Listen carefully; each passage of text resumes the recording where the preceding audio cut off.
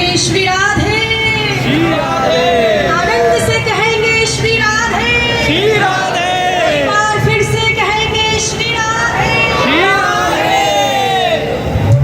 आप सभी को श्री गुरु पूर्णिमा महोत्सव की अनंत शुभकामनाएं।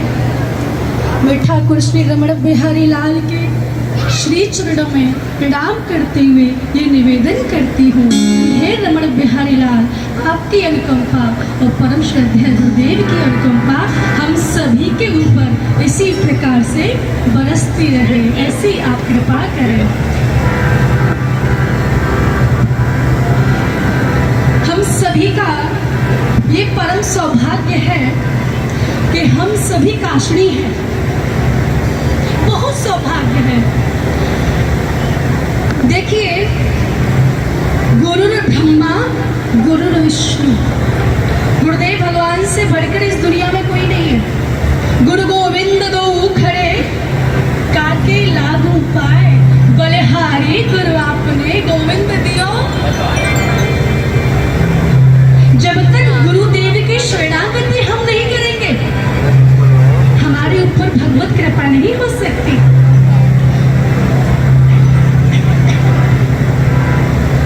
गुरु दो शब्दों से मिलकर बना है, गु रू। गु का मतलब होता है अंधकार, रू का मतलब होता है प्रकाश। जो हमारे हृदय के अंदर में बैठे हुए अज्ञान रूपी अंधकार को निकालकर ज्ञान रूपी प्रकाश भर दे महाराज, वही गुरु है।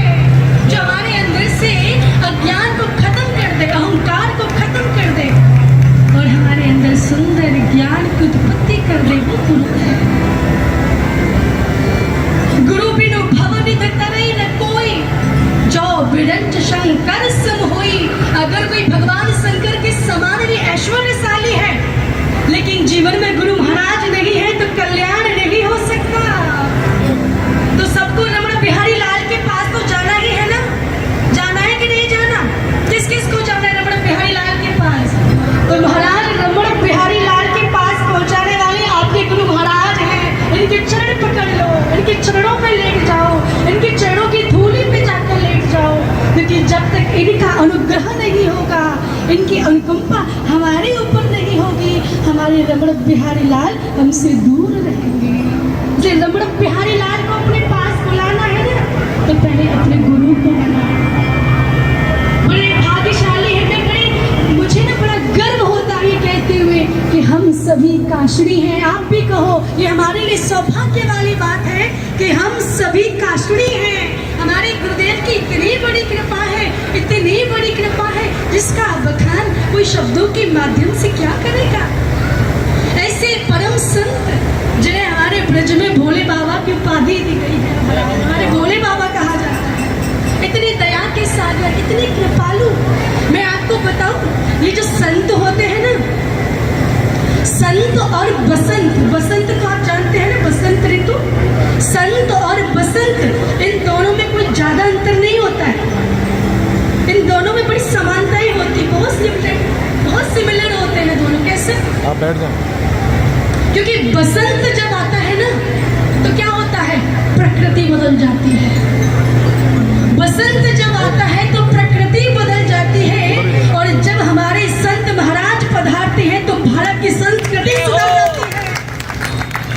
संस्कृति को सुधारने की ताकत अगर किसी के अंदर है ना, वो संत के अंदर। स्वामी विवेकानंद जी का नाम सुना? कितने बड़े संत हमारे भारत देश में हुए। स्वामी विवेकानंद जी जब विदेश में प्रवचन करने के लिए जाते थे ना, तो लोग उनको देखते रहते थे। स्वामी जी, आपका अद्भुत व्यक्तित्व है, आप जब बोलते हैं तो हमारा मन करता है कि हम आपको देखते रहें और सुनते रहें। लेकिन स्वामी जी, एक अंग्रेज व्यक्ति आकर बोला, स्वामी जी सब कुछ आपके अंदर अच्छा है, आप दिखते भी अच्छे हैं, बोलता भी बहुत अच्छे हैं, लेकिन स्वामी जी एक गड़बड़ है। बोले क्या गड़बड़ है? कि स्वामी जी आपके कपड़े अच्छे नहीं हैं। हाँ, आपने ये भगवा रंग के वस्त्र पहने हुए हैं, सिर पे आपने भगवा रंग की ये पगड़ी पहनी हुई है, ये अच्छे नहीं है। स्वामी जी बोले तो क्या करूं? उसने कहा, आप मेरे साथ ब्यूटी पार्लर चलो। स्वामी जी ने कहा, वहां क्या होगा? अंग्रेज व्यक्ति ने कहा, ऐसी ब्रांड के, गुची के, एलवी के अच्छे से कोट पैंट पहनवाऊंगा। अच्छा, इतनी बड़ी बड़ी ब्रांड के कोट पैंट आप हमें पहनवाएंगे? बोले हाँ, चलो तो सही। और क्या करेंगे? एक बढ़िया सा आपकी आंखों पर चश्मा लगवाऊंगा और सिर पे एक बढ़िया सी टोपी लगवाऊंगी। ये आपने क्या वेश बना के रखा है? क्या बाबा जी का वेश बनाकर आप बैठे हुए हैं? आप मेरे साथ ब्यूटी पार्लर चलिए। पता है स्वामी विवेकानंद जी ने क्या कहा था? स्वामी विवेकानंद जी ने कहा था कि तुम विदेशियों में और हम भारतीयों में यही तो अंतर है। अरे तुम विदेशी लोग तो ब्यूटी पार्लरों में सजा करते हो और हम भारतीय लोग रमण रेती की रेती में लेकर सजा करते हो। हमारा श्रृंगार किसी ब्यूटी पार्लर में थोड़ी होता है। अरे जहाँ से हमारे गुरुदेव निकल जाते हैं, फिर उनकी चरणों की जो रज होती है ना, उसको जब हम अपने पूरे शरीर पर लगा लेते हैं, उससे स्नान कर लेते हैं, मेरा यकीन मानना इस विधाता की सृष्टि में आपके समान सुंदर उस समय कोई नहीं होता है, कोई नहीं होता। आप सबसे ज्यादा सुंदर उस समय होते हैं जब गुरु महाराज के चरणों की रेत आपके मस्तक पर लगती है। तो संत होते ना, यस्य सन्यासी यो न दृष्टि न कांक्षति, जो न किसी से द्वेष करते हैं न किसी से राग करते हैं, ऐसे परम संत का स्वभाव पता है कैसा होता है? एक बार एक परम संत नदी में स्नान कर रहे थे। स्नान करते करते देखा कि एक बिच्छू नदी की पानी की धारा में बह रहा है। संत का तो हृदय एकदम द्रवित हो गया, नेत्रों में अश्रु आ गए। अरे इसको जाकर बचाओ। स्नान छोड़ दिया, स्नान छोड़कर उस नदी में गए और नदी में जाकर उस बिच्छू को बचाने के लिए संत भगवान ने उस बिच्छू को अपने हाथ पे ले लिया। और जैसे हाथ पे हथेली पे लिया, बिच्छू ने अपने स्वभाव के कारण संत के हाथ में डंक मार दिया। संत भगवान का जो हाथ था ना, वो नीला पड़ गया, नदी में गिर गया। लेकिन जब फिर से नदी में बह रहा था, संत को करुणा आ गई, पुनः उसको बचाने के लिए बीच नदी में गए, बिच्छू को पुनः हाथ में लिया, लेकिन बिच्छू ने इस बार भी डंक मार दिया। संत बार बार बिच्छू को बचाने के लिए अपनी हथेली में लेते हैं और बिच्छू स्वभाव के कारण बार बार डंक मार देता है। संत भगवान का हाथ पूरा नीला पड़ गया। महाराज, एक समझदार सज्जन नदी के किनारे बैठे बैठे देख रहे, बोले बाबा जी तुम पागल हो गए हो क्या? है जी, बिच्छू तुम्हें बार बार डंक मार रहा है और तुम इस बिच्छू को बचाने के लिए बार बार प्रयास कर रहे हो। मुझे तो लग रहा है बाबा जी तुम पागल हो गए हो। संत ने कहा हाँ, मैं पागल हो गया हूँ, लेकिन मैं एक बात कहना चाहता हूँ। तो क्या कहना चाहते हो? संत भगवान ने कहा बेटा एक बात बता कि जब मुझे 1.5 ग्राम का बिच्छू, इस बिच्छू का वजन कितना होगा? 1.5 ग्राम मुश्किल से। संत ने कहा जब ये 1.5 ग्राम का बिच्छू अपने स्वभाव को नहीं छोड़ सकता, तो मैं 100 किलो का होकर अपने स्वभाव को कैसे छोड़ सकता हूँ? अरे इस बिच्छू का स्वभाव है डंक मारना, लेकिन एक संत का स्वभाव है कि बहते हुए की रक्षा करना। एक बार सभी बड़े भाव से कहेंगे परम श्रद्धेय गुरु महाराज की, रेती धाम की। हम सभी अपने गुरु महाराज के चरणों में एक बहुत ही सुंदर निवेदित कर रहे हैं। सभी बड़े भाव और आनंद के साथ गाएंगे।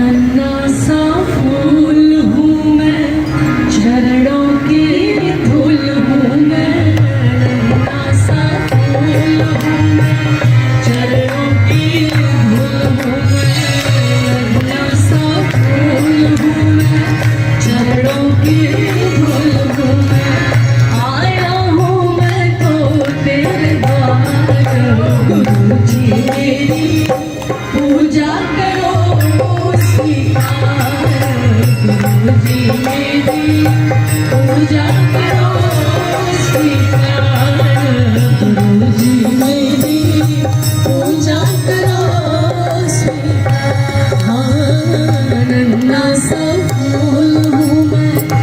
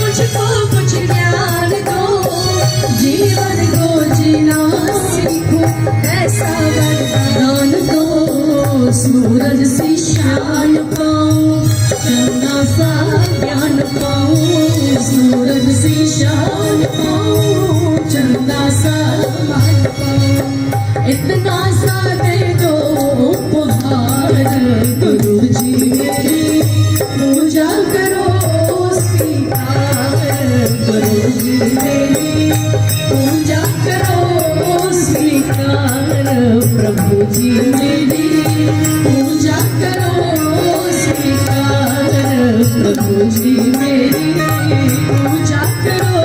सब गाएंगे। हाँ नन्हा सा फूल हूँ मैं, चरणों की धूल हूँ मैं, नन्हा सा फूल हूँ मैं, चरणों की धूल हूँ मैं, आया हूँ मैं तो तेरे द्वार, गुरु जी मेरी पूजा करो स्वीकार, गुरु जी मेरी पूजा करो स्वीकार, गुरु जी मेरी पूजा करो स्वीकार। एक बार कहिए श्राम है।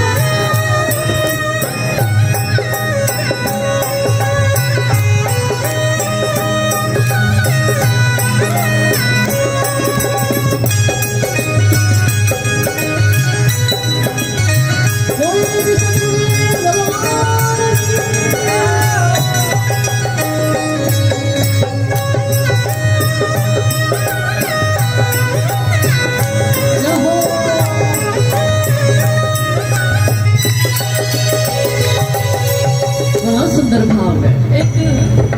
एक भक्त ने, एक शिष्य ने अपने गुरु महाराज से कहा, गुरुदेव जब तक मेरी इन दोनों आंखों में दम है ना, जब तक मेरी इन दोनों आंखों में दम है, मुझे आपका इंतजार रहेगा सरकार, मुझे आपका इंतजार रहेगा।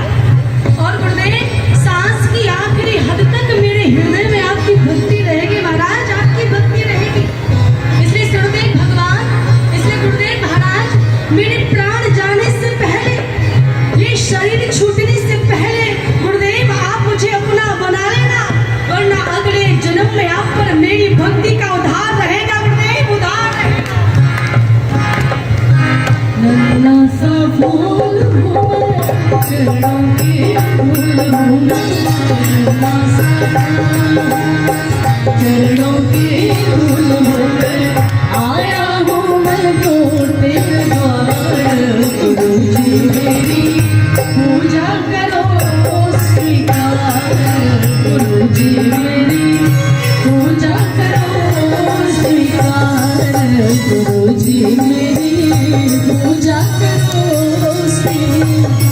ओ मैं तो निर्गुणिया हूँ, बस इतनी बात है, मेरे जीवन की डोरी है, मैं तो निर्गुणिया हूँ, बस इतनी बात है, मेरे जीवन की डोरी अब तेरे हाथ है, थोड़ा सा गुण धन को मिल जाए, थोड़ा सा गुण मिल जाए, धन को मिल जाए, मानो तुम्हारा उपकार, गुरु जी मेरी पूजा करो स्वीकार, गुरु जी मेरी पूजा करो स्वीकार, गुरु जी मेरी पूजा करो स्वीकार, गुरु जी मेरी पूजा करो स्वीकार। हाँ ठाकुर हमरे रमण बिहारी, हम हैं रमण बिहारी, ठाकुर हमारे रमण बिहारी, हम हैं रमण बिहारी,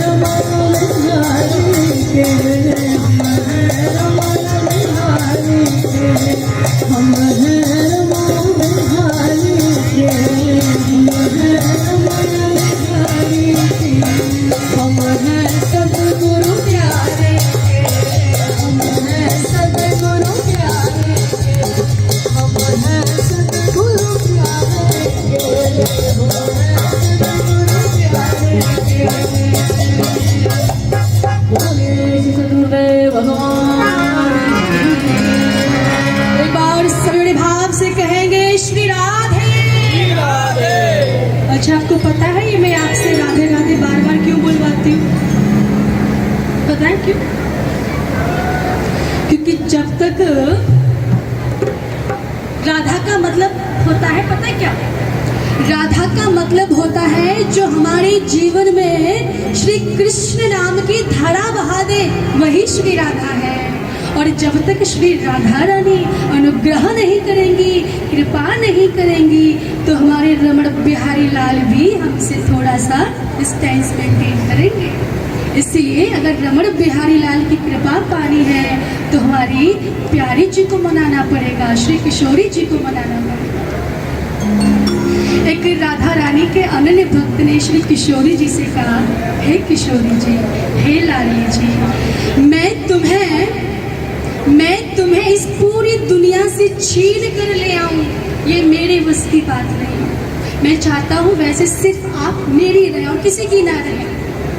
मैं किशोरी जी आपको इस पूरी दुनिया से छीन कर ले आऊं अपने पास, ये मेरे बस की बात नहीं है। पर प्रिया जी, आपको मेरे दिल की दुनिया से कोई बाहर निकाल दे, ये भी किसी के बस की बात नहीं है। प्रिया जी, आप तो मेरे श्री हृदय में निवास करते हो। राधा राधा रटत ही सब व्याधा मिट जाए, कोटि जन्म की आपदा श्री राधा नाम से। श्री बांके बिहारी लाल का जब आप दर्शन करते हैं बांके बिहारी के मंदिर में जाकर, वृंदावन में जाकर, तो कोई बोलता है बांके बिहारी लाल की जय, बोलता है?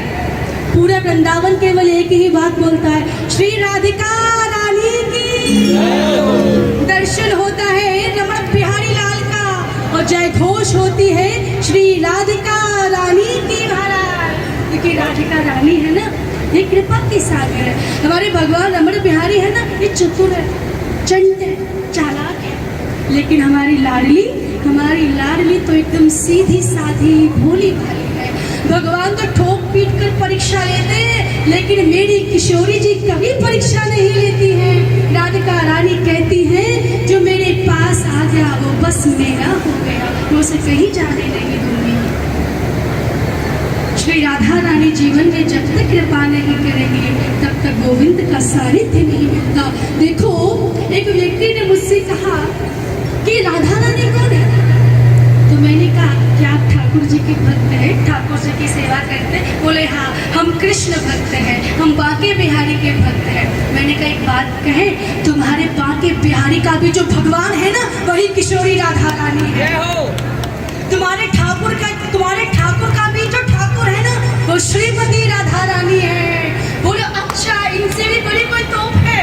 मैंने कहा, इनसे भी बहुत बड़ी तोप है और उनका नाम है श्रीमती राधा रानी। तो राधा रानी कैसे मिलेगी? आप निश्चल मन से, निष्काम भाव से श्री किशोरी जी के पास चले जाना और श्री लाडली रानी से कहना, हे किशोरी जी, मैं आपका हूँ और आप बस मेरे हैं। ये संबंध श्री किशोरी जी से जोड़ लेना। किशोरी जी बांके बिहारी लाल को तुम्हारे सामने लाकर खड़ा कर देंगी। इसलिए किशोरी जी से प्रार्थना करें, हे राधिका रानी, आप सिर्फ मेरी हैं और मैं आपको किसी और के पास जाने नहीं दूंगा। सब श्री राधा रानी से कहेंगे, बड़े भाव के साथ गाएंगे।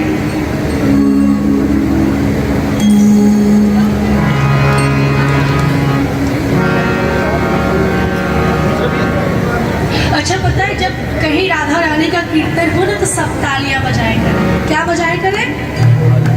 ताली बजाने के दो फायदे हैं, दोनों बताती हूँ। पहले सांसारिक फायदा सुनो, जिसने बजाई ताली वाकी कबहू न होगी जेब, और जिसने नाई बजाई ताली वाकी हो जाएगी जेब। ये सांसारिक फायदा है। एक आध्यात्मिक फायदा सुनो। ताली है नाद ब्रह्म, नाद ब्रह्म। कीर्तन गाते हैं वो है नाम ब्रह्म। जब नाद ब्रह्म और नाम ब्रह्म दोनों मिलते हैं तो परब्रह्म प्रकट हो जाते हैं। इसलिए ताली बजाते हुए गाएंगे सभी। काहू केवल भजन को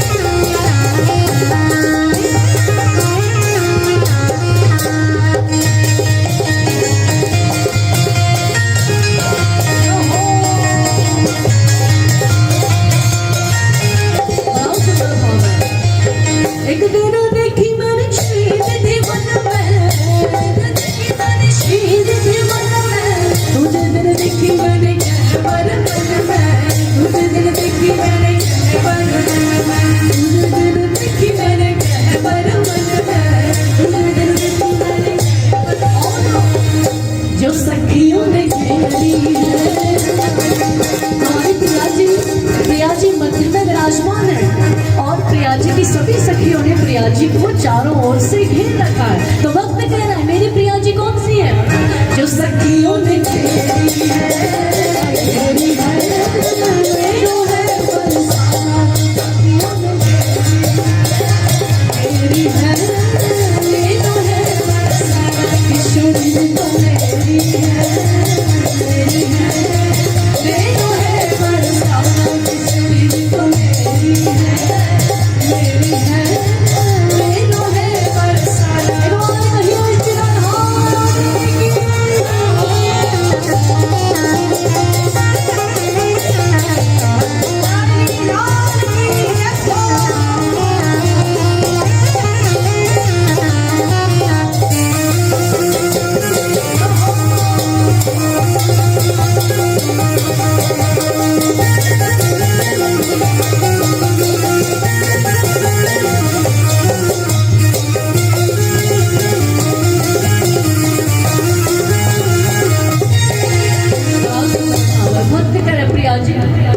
मुझे केवल आपसे आपको चाहिए।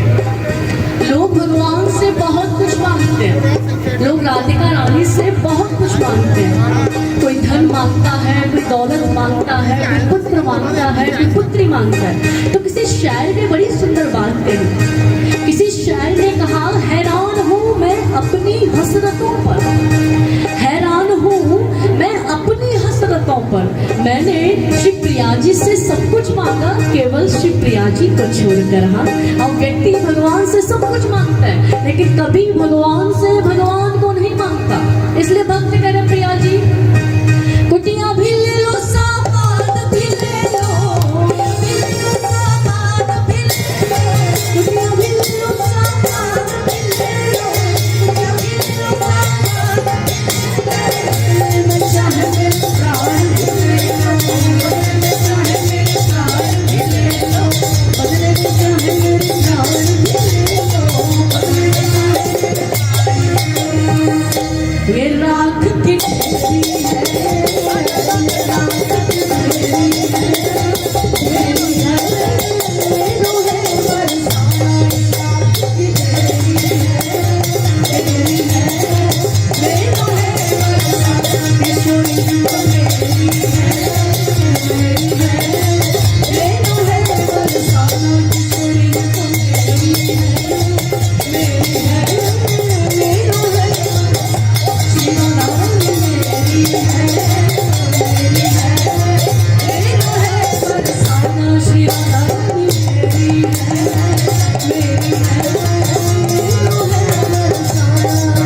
बोलो जय राधे राधे श्री राधे